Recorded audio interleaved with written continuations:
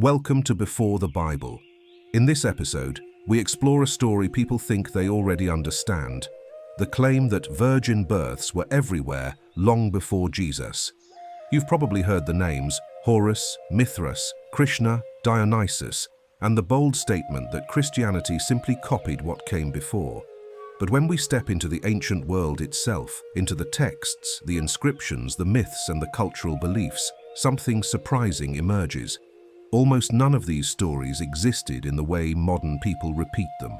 True virginal conceptions were incredibly rare, and the few legitimate examples reveal far more about ancient thinking, ancient politics, and ancient identity than the internet myths ever will. Ancient cultures were obsessed with miraculous births, but not with virgins. What mattered was not purity, but power. Greeks, Romans, Egyptians, Persians, and Jews told stories where gods arrived in dreams, where thunder announced conception, where light entered the womb, where spirits overshadowed a chosen woman. These were supernatural births, yes, but the mother was almost never untouched. A miraculous conception meant the child was chosen by the gods.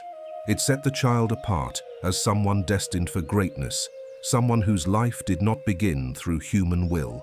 One of the oldest true parallels to a virgin-like conception is the Greek story of Perseus. Danae, locked away so no man could reach her, becomes pregnant when Zeus enters her chamber as a shower of golden light. She remains untouched, but she conceives a child marked for greatness. This isn't a modern invention. It is one of the earliest examples of a god creating life without physical union, preserved in Greek art and literature. It shows that the Greeks did imagine divine birth that bypassed the ordinary world. Centuries later, legends appeared around great philosophers.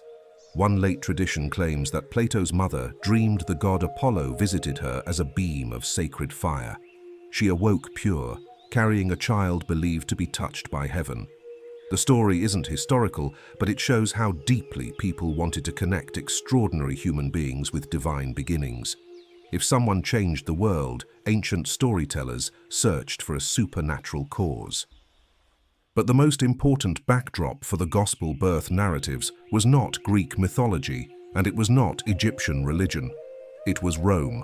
Rome dominated the world Jesus lived in, and Rome believed its rulers were born from gods. Augustus, the first emperor, was said to have been conceived when the god Apollo overshadowed his mother in Apollo's temple.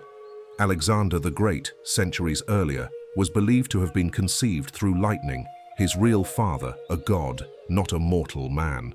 These were not virgin births, but they were divine conceptions accepted as political truth across the empire. They shaped how people understood authority, destiny, and leadership. This is the world in which Matthew and Luke wrote. This brings us to the modern claims, the viral ones, that Horus or Krishna or Mithras were virgin-born.